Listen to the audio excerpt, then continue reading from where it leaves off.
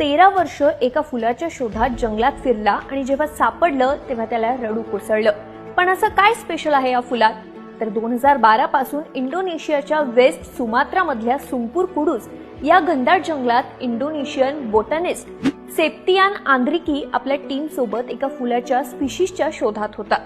ही species म्हणजे राफ्लेशिया हॅसेल्टी। इतक्या वर्षात आंद्रिकीने राफ्लेशियाच्या 12 स्पीशीज शोधून काढल्या। पण आंद्रिकी ज्या स्पीशीजच्या शोधात होता ती राफ्लेशिया हॅसेल्टी स्पीशीज दुर्मिळ असण्यामागचं कारण या फुलाच्या रिप्रोडक्शनसाठी मेल आणि फिमेल फ्लॉवर्स एकाच वेळी आजूबाजूला उमलली पाहिजेत।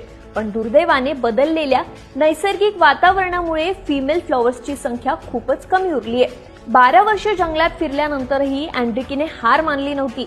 अखेर 19 नोव्हेंबरला अँड्रिकीला हे फूल दिसलंच। 1 मीटर रेडियस आणि 6 किलो वजनाचं राफ्लेशिया हॅसेल्टी।